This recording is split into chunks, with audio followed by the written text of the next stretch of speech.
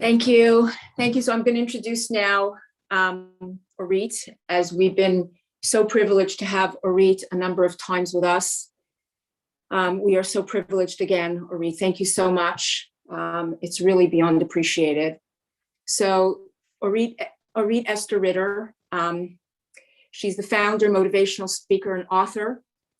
She is the founder of the Emunah, or Energy Institute, one of the first Haskama-approved energy healing certification programs. She enables Jewish women and men to practice a permissible version of energy healing through Emunah. After being diagnosed with multiple sclerosis 15 years ago, Emunah was the answer to Orit Esther's personal healing growth and building a solid foundation with Hashem. So much so, Orit Esther wanted to serve God daily, redirecting her culinary chef career towards a more meaningful path of spreading Emunah in souls. Her goal is to ignite the lives of Jewish women, men, teenagers, and families worldwide. Orit Esther is the two-time book author of the Turnaround series, Torah-based feel-good books. Traveling to speak to thousands of people, her widespread Torah classes on Torah Anytime and online have built up a reputation for Orit as a recognizable voice, encouraging all to see Hashem's hand in everything that we do. Thank you so much, Orit. I'm going to take my face off and I'm going to give you the floor. Thank you, Naomi. Thank you to everyone who's here. God willing, it's very much a privilege again to be here. And it's very, very emotional to be here because really saying Nishmat Kol Chai with so many beautiful women together, gathering together, especially now, today, during the first, so to speak, day after the Chag in the 10 days of Tshuva, coming together and saying thank you to Hashem. Thank you, Hashem, for all that you have done, all that you do, all that you will, God willing, do with every single one of us as a group, personally. Just to say thank you, Thank you, Hashem, for allowing us to all be here today. Thank you for this beautiful group. And I feel like, Hashem really gives us so many opportunities to appreciate new beginnings. Every night is a new beginning, because we know our day begins at nighttime.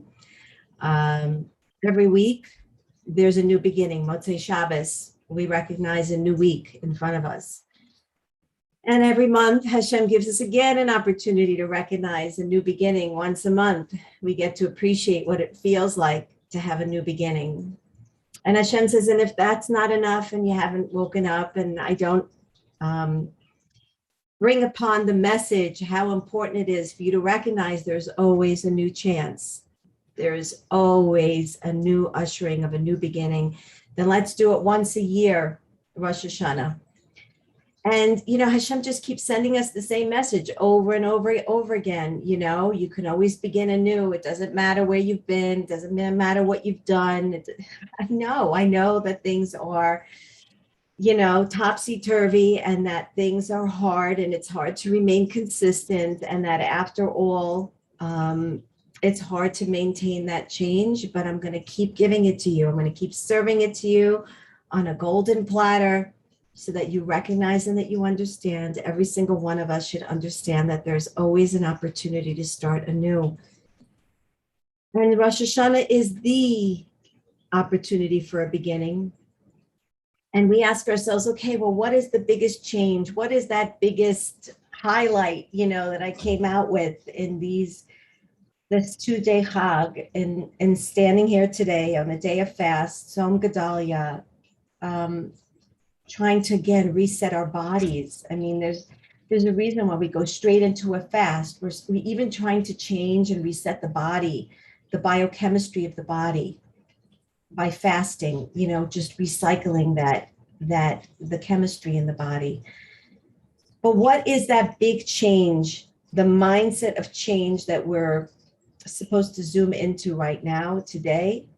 And if we look at that third blessing, that third bracha that we kept saying over and over and over again throughout the whole tefillahs, all those tefillahs of Rosh Hashanah, what did we say? What was the Amidah, that special tefillah that we kept saying and lengthening throughout Rosh Hashanah is recognizing Hashem Hu Elokim.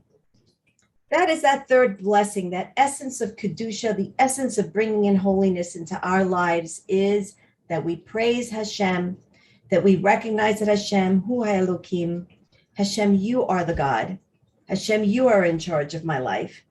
All those times I thought that I was running my show, that I was changing the gears of my life. Hashem Hu Elokim.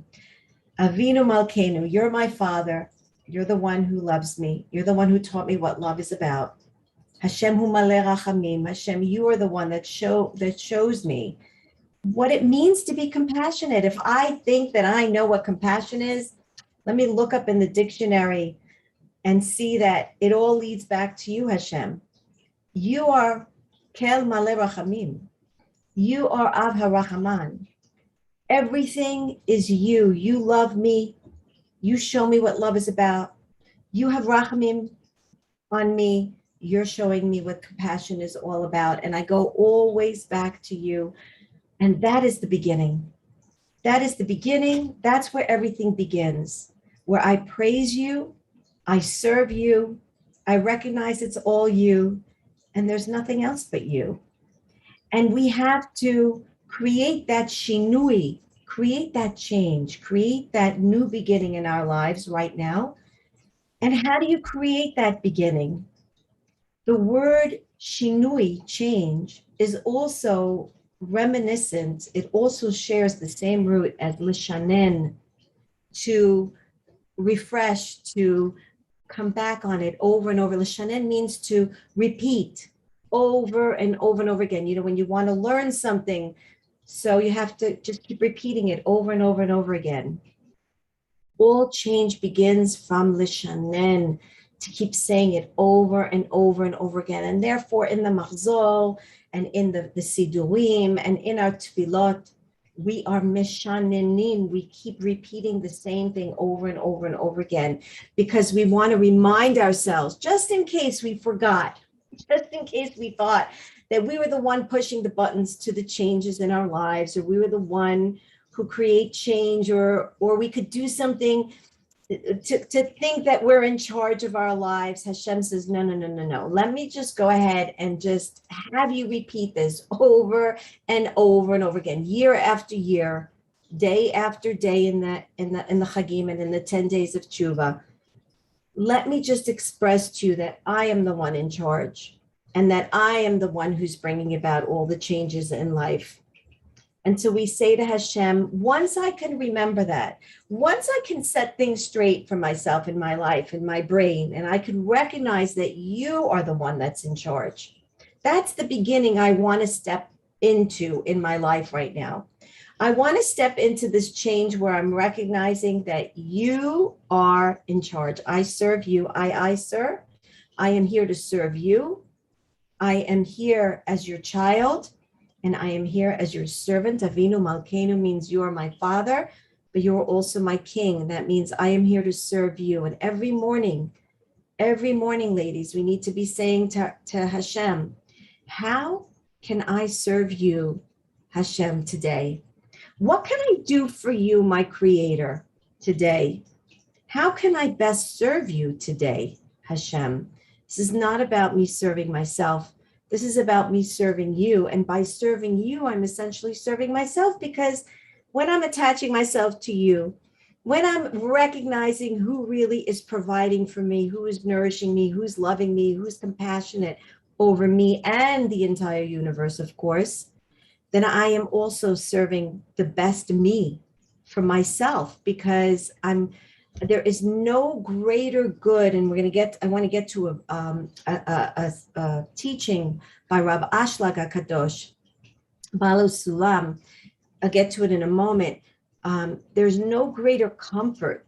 There's no greater menuchat hanefesh, a comfort of the soul. There's no greater sense of calmness and inner composure than when I recognize that if I put myself in your hands, Hashem, I'm in the best hands ever. I can't imagine wanting to run my life any differently than the way that you're running my life, Hashem, today.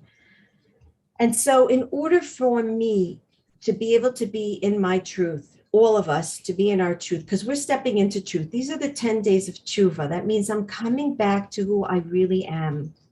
I desire only who I really, really am. That's where I want to come back to. I want to come back to this truth of recognizing Hashem Hu Elokim, that you are my Father, you are my King, and there's no one else to rely on. And it doesn't matter all these confusions and all these moments. Should I vaccinate? Should I not? What is right? Is there really a virus? Is there really a conspiracy? It doesn't matter. All this is the same. There is no vaccination. There is no illness. There is no reality. There's only you, Hashem. And all this is a play on my mind to get me to try to see where is my truth? Who am I loyal to? Am I loyal to the truth that Hashem, Hu Elokim, you are the one that's putting together all of these circumstances in this world right now, just so that I could recognize that there's only you and I have no one else to rely on but you, and the truth of attaching myself to you. So Hashem, you show me the truth. You tell me what it is I need to be doing right now in my life. So I want us to all right now, as we're stepping into the first, so to speak, day after of Rosh Hashanah, I want us to all go inside, go to the Pnimiyut, go inside of yourself right now. Just close your eyes for a moment and just ask yourself, what's my new beginning? What is this new beginning I want to step into? Wait for that answer to arise spontaneously inside of you. It's very, very close. Your truth is very, very close, particularly in these days. What is that new beginning that I want to step into in my life right now? What is my truth? What is that relationship that I want to step into with you, Hashem? What am I yearning for in my relationship with you, Hashem? Where are my praises to you, Hashem? What do I need to be thankful to you, Hashem, for in my life? Because that's my truth. That's the real me. Recognizing that you are in charge of my life and you are running my life in the best way possible. No changes. I'm not looking to make any changes. The changes need to be within me to accept the circumstances of my life, the way that you feed them to me, Hashem, because they're best for me. They're the best circumstances that I could have ever wished for, because nothing else could lead me to my better me, to recognizing who I really am. So this is what I'm going to ask every single one of us to embrace up until Yom Kippur, because Yom Kippur is a day where we go into our truth and we check out our intentions. What are my true intentions here? Who am I really coming to be right now? And this is what Hashem is checking out every single one of these days. This is why we're standing here on a scale right now. Whether am I in my truth or am I not in my truth? And I have to keep lishanen. I have to keep reiterating to myself and reminding myself who I really am. What are my intentions? What are my goals? What is my true desire to be in my relationship with myself, with God, with those around me, right? And it's only when I come to my truth, where I recognize my truth, where I could see really who am I. And every single one of these 10 days are parallel to one of the 10 energy centers, the 10 spheras. I'm going to actually be going through a program called Crown to Kingship right after the Chagim, right after the holidays, where we're going to be going through every single one of our energy centers, from Keter, from the top, from the crown. That's why it's called Crown to Kingship, all the way to Malchut, all the way to Kingship. How can I revitalize every single one of my energy centers and be truthful with myself on every single one of my 10 modes of consciousness, so that I can have a true, meaningful relationship with you, Hashem? That is the change. That's the beginning. That's where I want to step into right now, being honest, judging my intentions, going above my self-justifications. You know, we're always trying to justify ourselves. Well, the reason why I did this was because I was in this place, or I came from this childhood and I was in pain. And that's fine at that moment. But can I go back there now? Can I go back to that place of pain when I was a child, in that trauma, in that fearful state? Can I go back there now and say, you know what, Hashem, you were with me there. Can I see you, Hashem, in that place of my pain and say, you were with me, Hashem, there at that moment. And from there, now, once I see you, that you were there with me, I can now go back to my present state and say, you know what? Let me see how I can uplift. I'm going to return back to that place just for the purpose of seeing you, Hashem, seeing why you put me in that position and what you want me to do today in my present state with that pain. And to see you as my Father today in that pain and see how I can move forward in that truth. Why did I have to go through that particular situation? And how can I move forward? And it's from that place that I can also usher in forgiveness. Forgiveness to that situation, even forgive the place. You know, it's very interesting. I found myself over the time when I was in the States when I was on tour. I found myself going back to a particular place in my life that I felt I had unresolved emotions between me and that place and that city, and going back to that place and forgiving that place as though I held hostage in my mind the wrongdoings that place had caused me to experience, and the pain and the bitterness and the anguish that I felt walking down the streets of that place. It was so relieving to just go back to that place and say, you know what, I forgive the ground. I forgive the place, because I recognize that place was playing into a whole system of emotions that I needed to come to resolution with.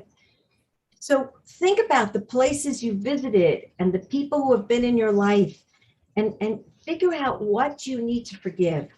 Where do you need to forgive? And go back to that place. And even if you have to, again, to create shinui, to create change, to enter into a new beginning means to let go of the old and allow room for the new to come in. You can't go into a new beginning of a new year if you're still holding on to past pain. That's one of the reasons why we have to work on these next 10 days. We have to work on taking stock of the past. We only go back to the past to learn the lessons that I need to learn, to see how Hashem put those situations and played out those situations in my life so that I could today look at it from a place of, okay, how can I better serve you today, Hashem? From that place, from that level of understanding, from those intuitive messages and from those places that were difficult, how can I serve? What can I do today to let go of the old, to allow for the new to come in? And to recognize that unless I let go of all that, unless I recognize that there's nothing more for me to do here with that pain, but just let it go, then I can make room for a new beginning. Then I could go into Yom Kippur and say, that was a whole kapara. That was the whole kapara for me. I just needed to go through all of that. And sometimes you don't know why. And that's okay too. It's okay to just say, I don't know exactly why, what your intention was, Hashem. But I recognize and trust you enough to know that you are, again, the source of love. You are the source of compassion. Kel maleh rachamim. I praise you, Hashem, knowing that everything that you planned out for me is exactly the way it needed to be. And it's exactly the way it needs to be in every single one of these 10 days. We need to be waking up in the morning and saying, Hashem, Hashem, my life is perfectly imperfect. It is exactly the way it needs to be, because everything has led me to today. Everything has led me to where I am today. The wisdom I have today, the strength, the endurance, the commitment, the loyalty, everything that I have today, the love, the compassion I have today is because of all that I have gone through. And that's super, super important to lishanen, again, to repeat this over and over and over again until we get to Be'ezrat Hashem Yom Kippur.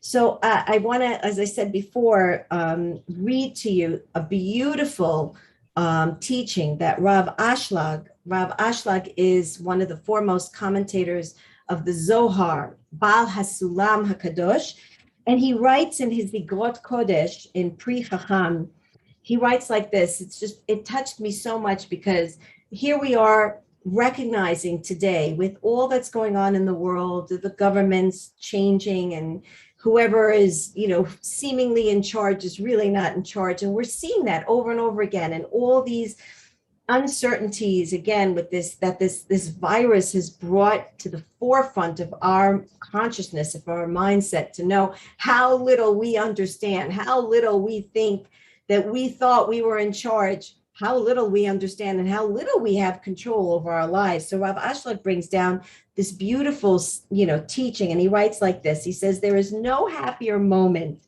in a person's life than when he discovers how absolutely powerless he is.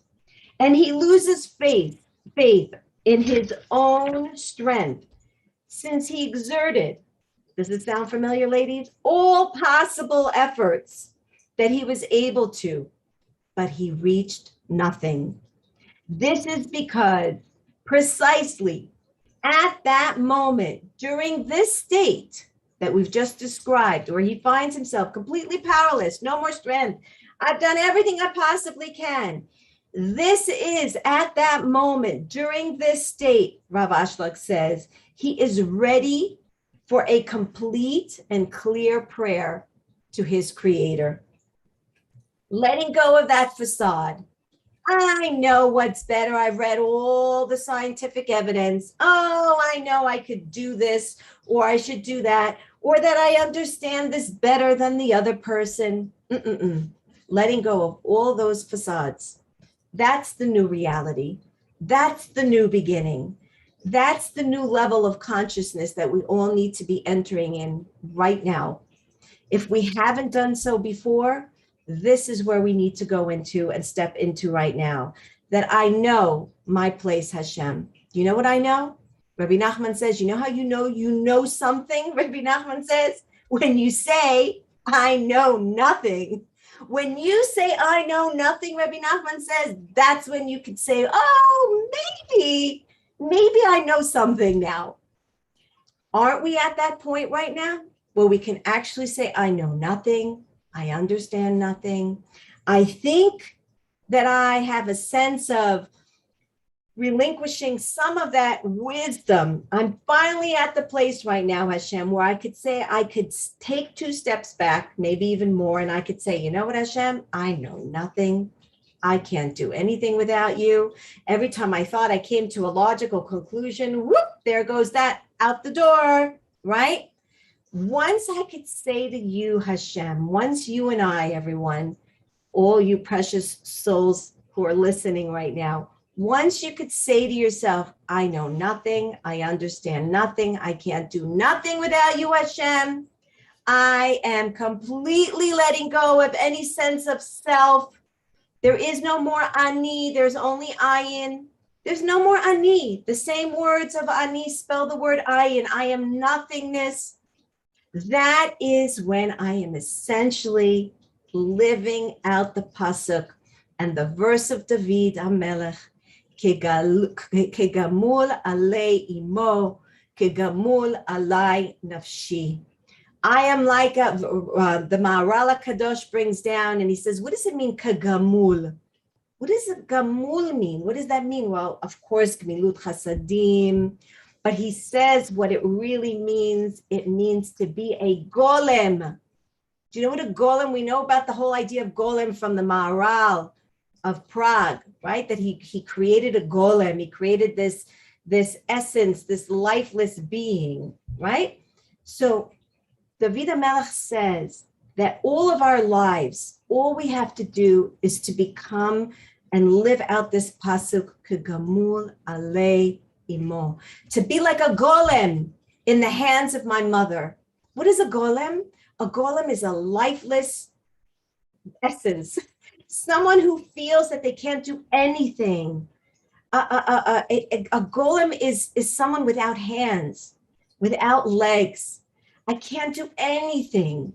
But where is he most found? In the hands of his mother. Kegamul alei imo. He's found, the golem is found in the hands of his mother, because that's where he feels everything could be done for him. His mother's hands, his mother's legs is the one who's doing everything for him. And that's where he's most safest. That's where he's most secure. And that's where his nefesh, menuchat hanefesh, his inner sense of composure and calmness and safetyness is found. And that's all that's needed from us today. All that we need to do today and in the coming days to come to you, to Yom Kippur, and to say, Hashem, I am casting myself completely in your arms. I have no existence. All the levels of wisdom and thought and control that I thought I had in my hands, I'm throwing it all away. Because I see that everything that I planned and everything that I thought of until now, I'm not going to get into arguments with my fellow brethren. What is this whole idea? Do we not see that all these arguments, vaccinated versus not, or, should we be doing this or should we be not? Don't we see this is another tactic of the Yetzer Hara, trying to bring about another separation in our camp? Can't we see that we don't understand that this is all about creating divisiveness? We are here to say, no, it's okay for me to believe in a vaccination and for my fellow brethren to not, and for me to still love them. And for me to not feel threatened, and for me to not blame that other person that because they're not, that it's causing more harm into the world. There is no vaccination. Do you not understand? There is no illness. There is nothing. There's only you, Hashem. So I'm going to go about my logic. I'm going to do what's right for me because I feel that this is what is right for me. I'm going to ask my Rav. I'm going to ask my doctor. I'm going to go based on the pea-sized brain logic that Hashem did give me. I'm going to daven to the Almighty night and day that he directs me in the way that I need to go, that's right for me. And then I'm going to still love everyone else based on their choices that they made. I'm not going to go ahead and impose anything on anybody else. I'm going to be with love and compassion.